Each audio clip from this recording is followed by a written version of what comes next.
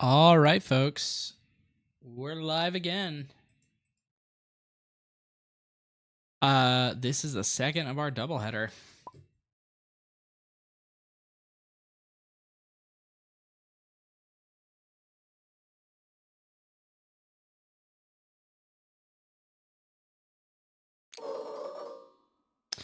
So you got Codyf13, our #1 seed, taking on Voltoir.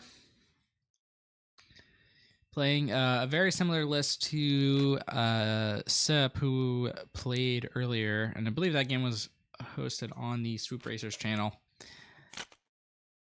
If you want to go take a look at that one. So you got Codyf13, our #1 seed, taking on Voltoir. Hearing myself. Okay. Sorry. You guys were probably hearing that too.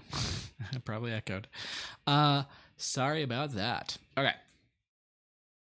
But looks like we are finally really live.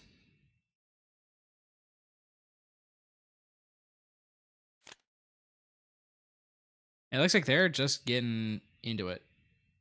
Or maybe not quite yet. All right.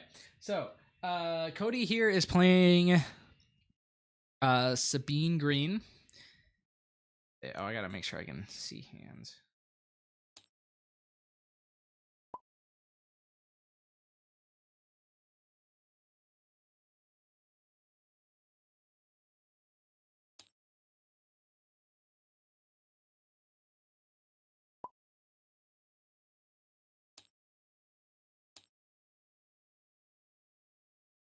Sorry for the technical difficulties, everyone.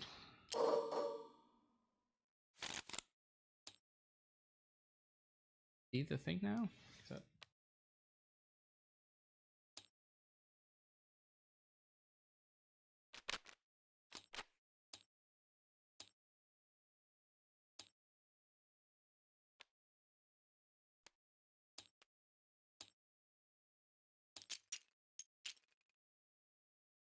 All right.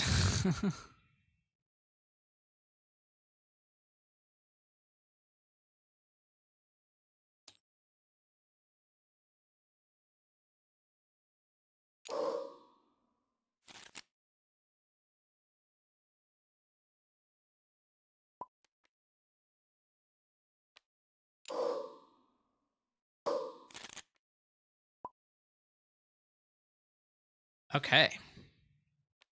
Looks like they've got their technical difficulties figured out.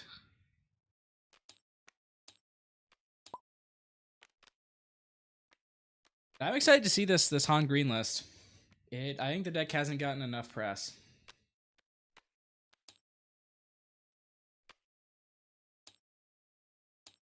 That menu.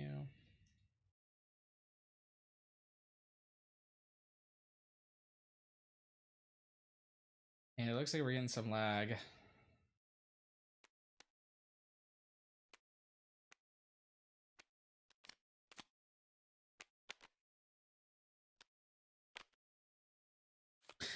But in theory, these two decks are very similar, but the Han deck is just a bit.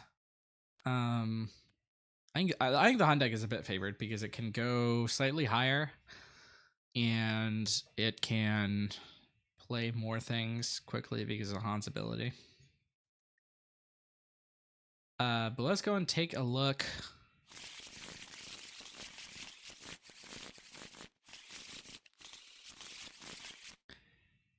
At these lists while they get shuffled up. This is Cody's list. It's pretty standard Sabine. He's on the Metal Ceremonies. He's on Daring Raids. Those aren't exactly standard. Everything else is stuff you would expect to see in Sabine, I think. He's got Sundari Peacekeepers in the sideboard, which is notable. Let's take a look at Voltoir's list. Sorry for the black screen there for a second. But he's got some interesting stuff in here. He's got Frontline Shuttle. He's got IG-11. And he's just got a bunch of stuff that works with Han. He's got those Maz Kanadas, which really sort of are the focal point of this deck. So let's go see how this one works out.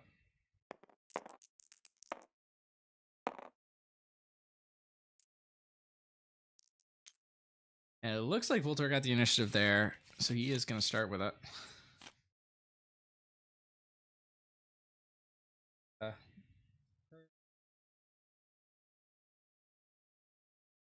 Something like that. Looks about right.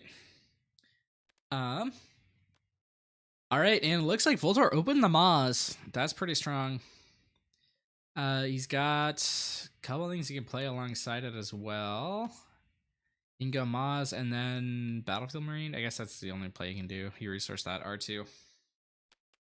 And he's going to start with the Maws.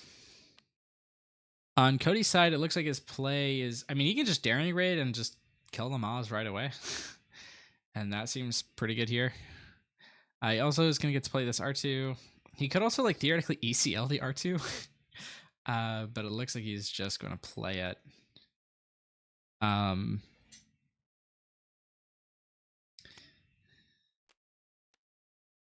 There's Han. 2 on there and 1 on Maz. Still within range of Daring Raid. So that Daring Raid is just going to kill that Maz before she goes too big. Moving to another round. Daring Raid is actually really, really strong in this matchup here. Because it basically kills anything that Han plays with his ability. All right, and 3 drops here for Voltoir.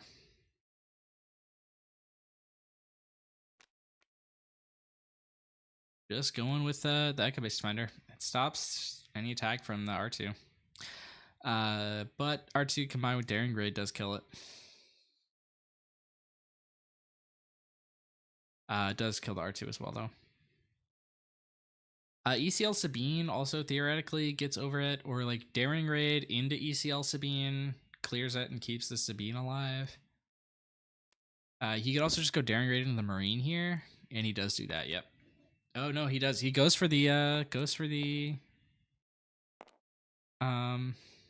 Defender. So now he can go like ECL Sabine, clear the Defender, keep the Sabine alive, and then R2 into the Marines, so he gets to kill both units and keep 2 of his own. That's a pretty powerful play, and it looks like he's going for that one. Boom.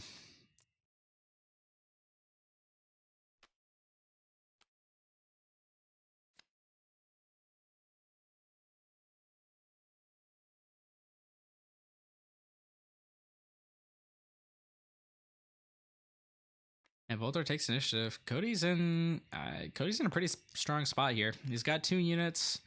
In terms of just raw card advantage, he's up by 1, and he's taking a bit more base damage, but not in a horrible spot. But Betten's not in a horrible spot either. You know, I mean, obviously you don't like having no units on board, but he can come back from this.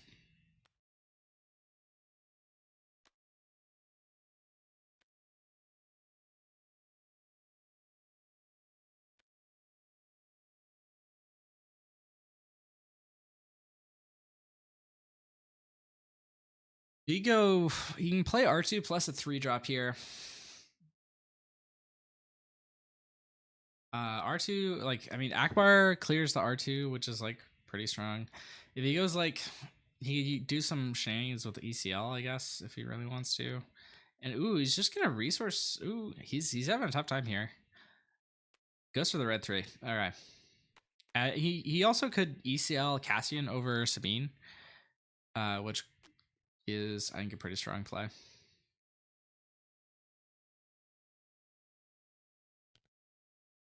And it looks like he's going for it.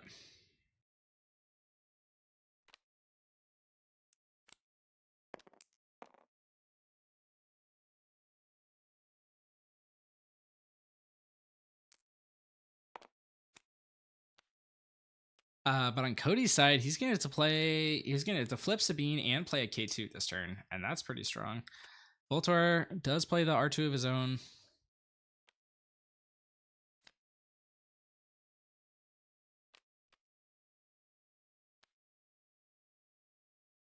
And Cody is aggressively using the Sabine ping there.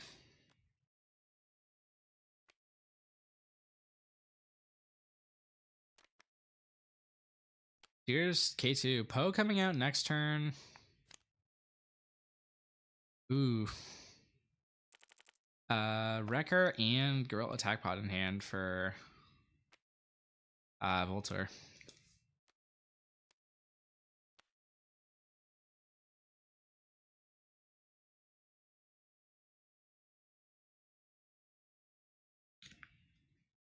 Gorilla Attack Pod is a card that has it was in a lot of Sabine decks early on in Spark Rebellion, then sort of made its way out. Now it's I guess making its way back in a different deck. This Han one. Han lets you play it immediately, like buffed, which is pretty strong. But at this point in time, like neither base has taken enough damage. But Cody might actually deal enough damage here to turn it on. He would need to do 8. He can manage that easy. Oh, okay, it just goes. He looks like he's not going to do that. He's just going to take out the Han there. And this, I believe, is going to leave Voltoir without a play unless he resourced a Cassian earlier that I missed.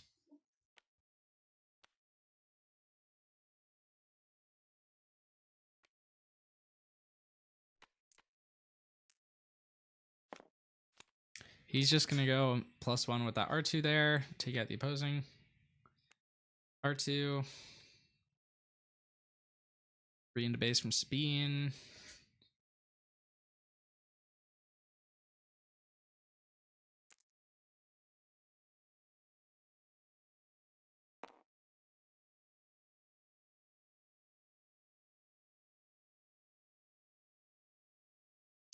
And the card advantage has swung to a neutral position here.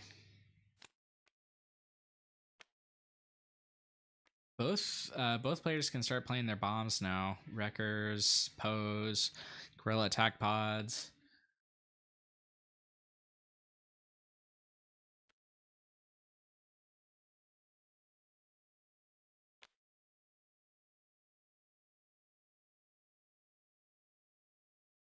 Cody is he's got a better board presence here, but he also has like one less card in hand. The board presence could mean more, especially when one of the cards that all right, he's just gonna go trade K2 and Cassian there. Push 3 into the base. Here comes Wrecker, and Wrecker is gonna pop that Sabine.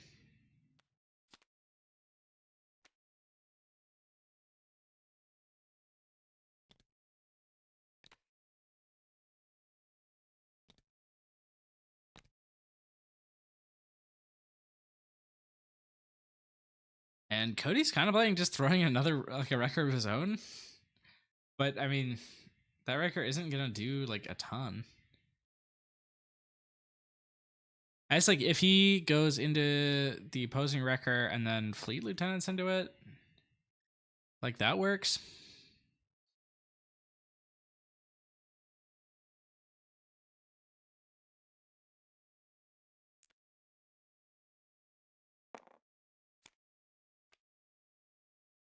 Either way, next turn this Gorilla Attack Pod should be online. But Voltoir he hasn't pushed too much damage here. And now he's like facing down this Wrecker, which is about to do 7 to his base. I don't think he has a way of stopping it. He can play like an Echo Base Defender that blocks 3 of it, but he's still taking a lot. But yep, there's the Defender.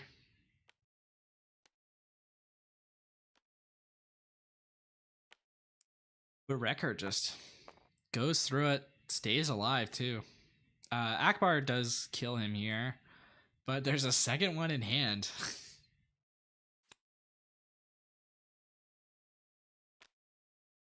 And here it comes. He's choosing between Wrecker and Poe. It looks like maybe he thinks he's waiting for a more opportune time to use Wrecker ability. Goes for Poe. Poe does also percent lethal here, so there's good reasoning behind it. And into another round. I don't think any of these things stop the Poe.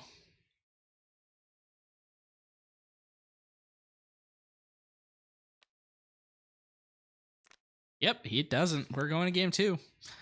Codyf13 showing why he's the #1 seed here.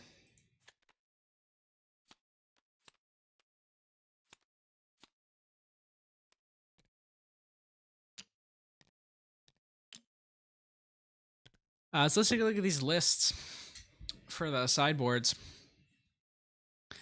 We had home ones. I doubt they are coming in for Voltoir. Bright Hope probably is coming in, actually. Ketsu. Maybe Ketsu comes in if he's worried about Darksaber. Scanning Officer. I don't think Scanning Officer comes in. Mon Mothma I also don't think comes in. And Cody he's got the third Darksaber. That could come in. He's got also Bright Hopes. I think Bright Hope seems like it could be a really good card in this matchup. Sundari Peacekeepers might come in. I think the Peacekeepers actually seems like it works really well in this matchup.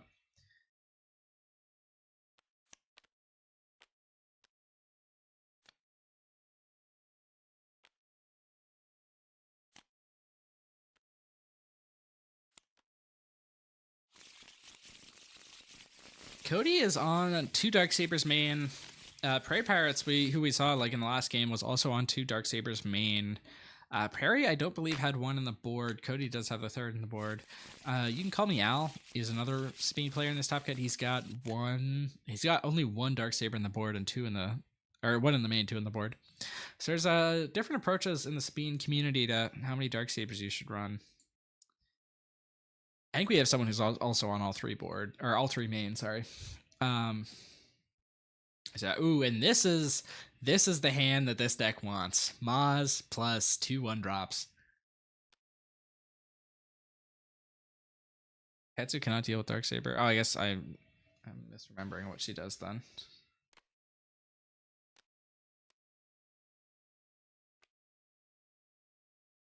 Well, here's the Maz.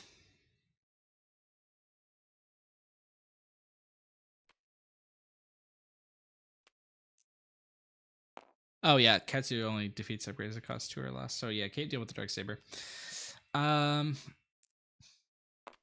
Yeah, Clone Deserter plus Maz plus Clone Trooper, and Cody misses the drop, and I think we might be headed for game 3, folks. It's too early to call it for sure, but wow, this is a good start for Voltoir.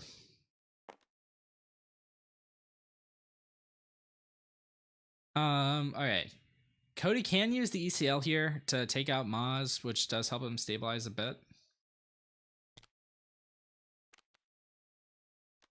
Boom.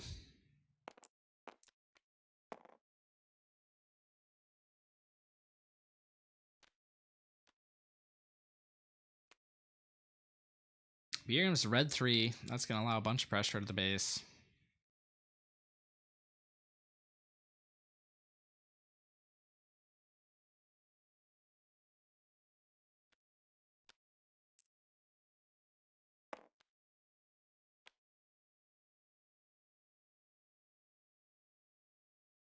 Guess he goes Metal Ceremony. That's going to be a pretty stacked Cassian. That could be Cody's way back into this game. 3. I guess he's just going to trade with the Deserter, prevent it from getting a ton of value. Deserter is going to let Cody draw another card. But Cody still, or sorry, Voltoir still has like pretty commanding control of this board.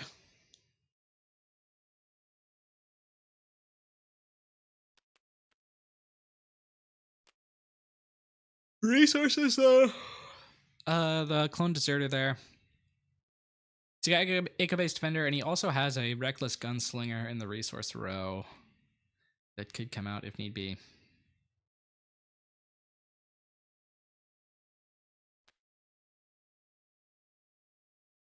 Voltoir having his ECL intact and Cody not is going to be big as we get into the later game here. Here comes Sabine. Defender.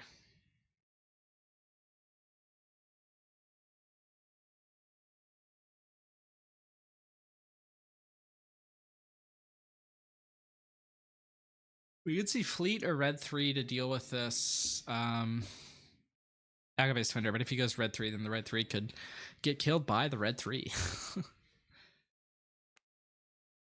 So it is going to be the fleet, the safe route.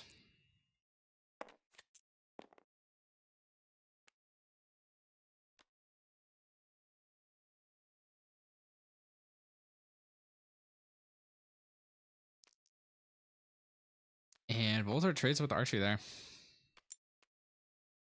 And Cody's actually managed to degrade Voltoir's advantage quite a bit.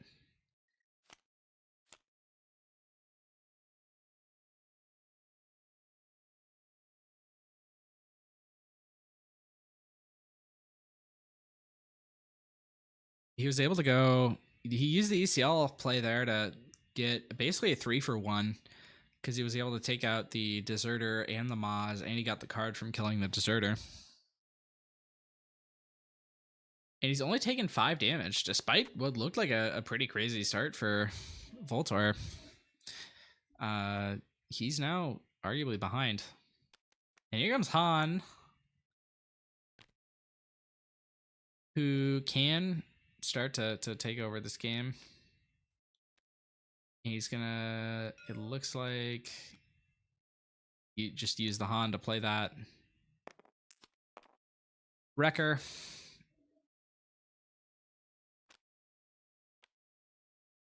Here comes Poe. Poe's pretty big.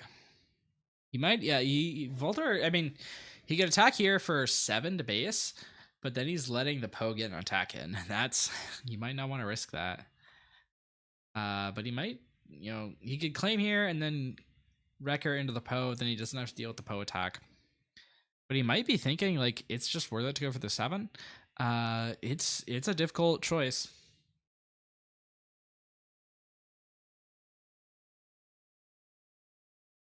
Should have ECL'd EBD and Sabine. Playing Saber, Fleet Wing later. I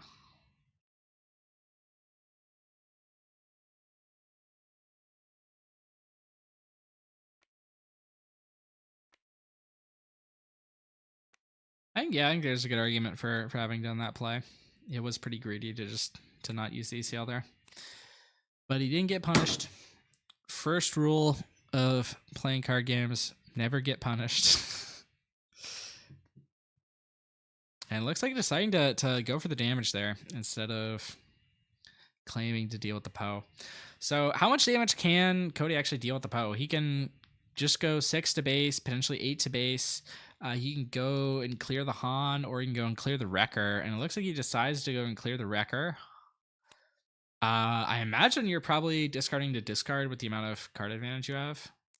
He's going to go put 2 into red 3. Maybe he does. It looks like he's not discarding to force the discard. Going to take damage. Daring Red can clear that red 3. And then Cody can actually just play like red 3 plus A-Wing here. That's a pretty strong move. But Cody's very close to death here. Reckless Gunslinger coming out. Gonna hit both bases for 2, or for 1, sorry. Now he's got lethal on board, plus an ECL open to still play this Wrecker on top of something if Cody goes to the ground. And Cody does not have what he needs to stop this. Okay, so Voltoir does not punt the early advantage that he has, and he manages to take this one. So we're going to game 3.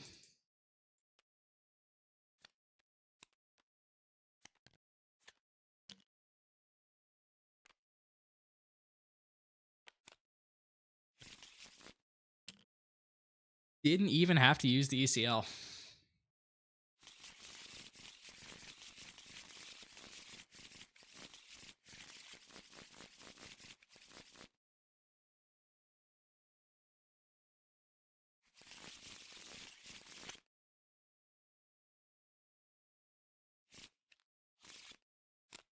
And yet another hand that doesn't have a 2-drop. He's got to throw that one back. And Voltoir also throwing his back. Ooh, still no 2-drop for Cody. That has got to hurt. And the Maz again, all 3 games drawing the Maz here.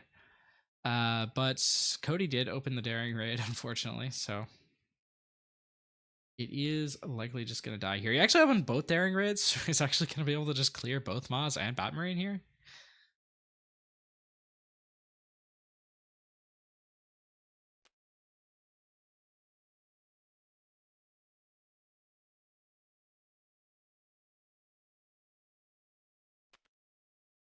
Ooh. And Voltoir sees what's going on, and he decides to play around the Daring Raid by just going for the Battlefield Marine. Okay, it looks like Cody might just burn both the Daring Raids on this Battlefield Marine. You're fine with that if you're Voltoir. That's a +1. He draws the second Maz. And he can still like start getting the Maz set up here by going, Maz into red 3. Cassian can get ECL'd here, which would be pretty big.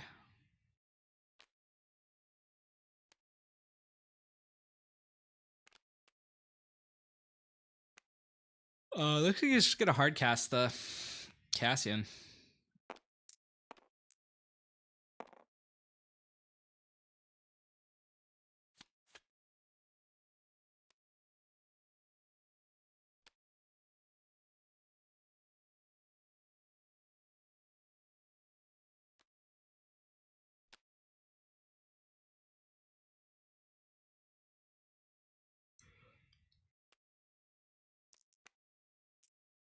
Cassian got a lot of press for his smuggle ability, but frankly, I've seen him just be played as a 3-cost 3/5 more than I've seen him smuggled.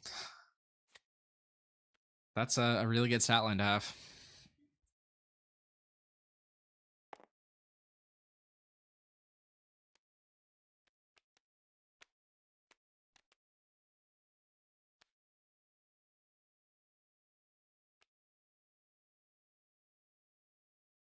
And Cody's, despite having a subpar turn 1 play, he's managed to bounce back. He's got some big units down. He might have to he might force an early use of Wrecker here. I guess it's not super early, but he's gonna force the Honda to bring in the Wrecker. Deal with one of these things. And Cody still has his ECL up and a Poe in hand and 5 resources, which means that Poe is probably coming down this turn.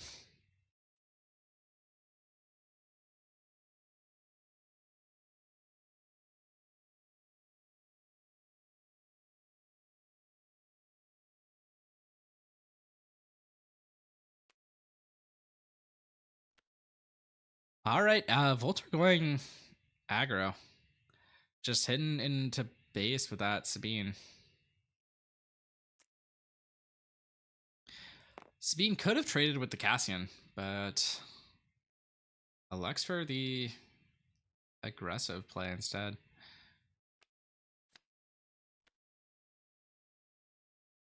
I don't know if he thinks he can win here. Maybe he can, but I mean, it's risky.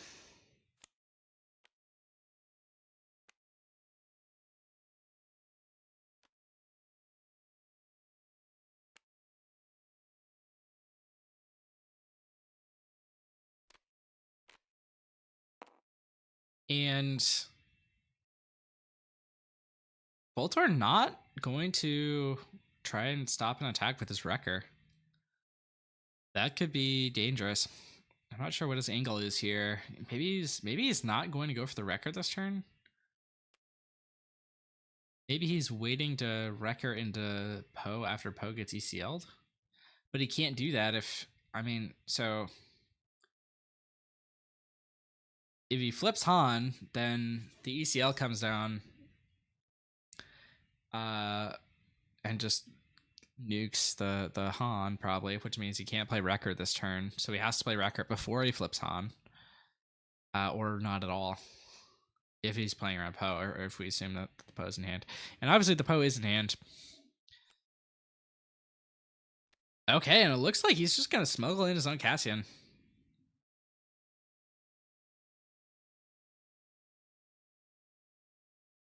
Maybe he's trying to like bait the ECL Poe and then like Wrecker the Poe next turn, but he's taking so many risks doing that.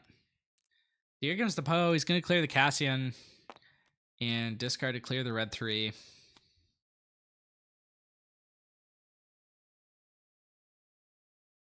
I think Cody might just have this one wrapped up. Or no, ECL can clear 2 things here. He still has the ECL up, and he can theoretically like deploy Han this turn, but I don't know if he can afford to do that.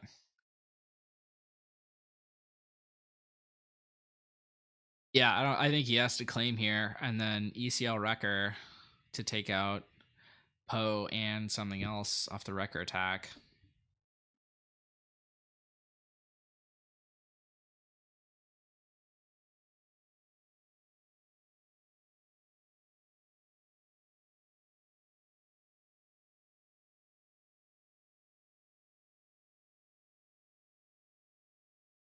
I think like either way, Voltoir's not in a good spot.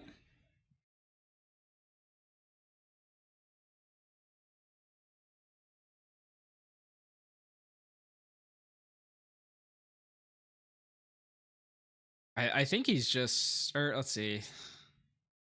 If he flips Han and kills Poe with Han, that's like,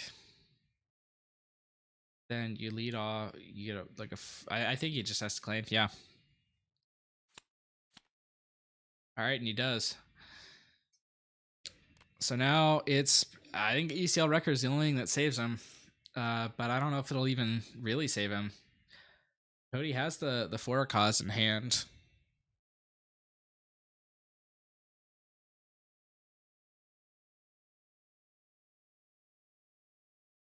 You guys can still hear me, right? Okay. Well, I thought we had an audio bug, but we don't. All right. ECL Wrecker. Moment of truth.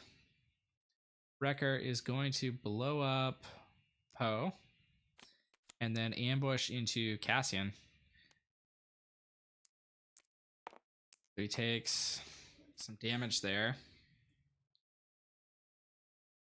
No resources left. Voltoir can get to lethal this turn with Sabine plus R2 plus the Han attack. That's 1, 2, 3, 4 actions. I think Cody has lethal and less actions than that. He's got 3, right? 4, 5, 6, 7 plus Forecause.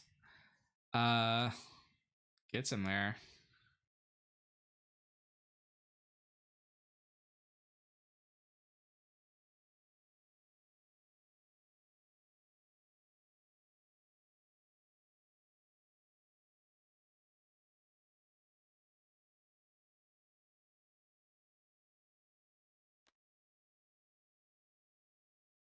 All right, going in with Sabine.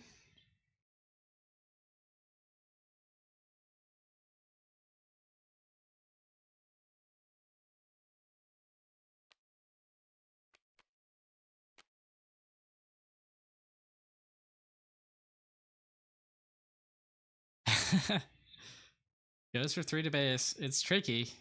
I think the Forecause is just going to end this one. But if the Forecause wasn't there, like this would actually be a really, really interesting position. Goes into the Wrecker. It still gets him 4 to base, which is the same as just going in, but it also clears the Wrecker. All right, Forecause. If this Forecause misses, Voltoir's actually going to go home with it. And he gets 1, he gets 2, and there's the 3rd. It does not miss. Congratulations, Codyf13. Taking it. That's a close one. 2-1. Voltoir was just 2 actions away from winning.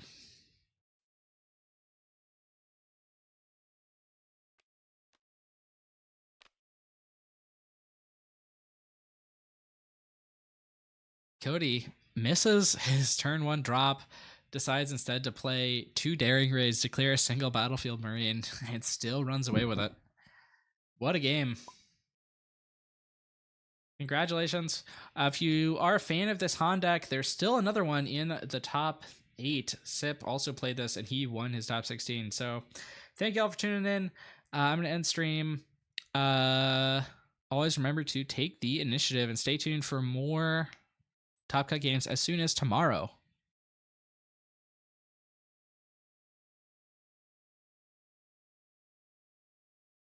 I guess we'll take a look at the bracket one last time before I actually end stream. That.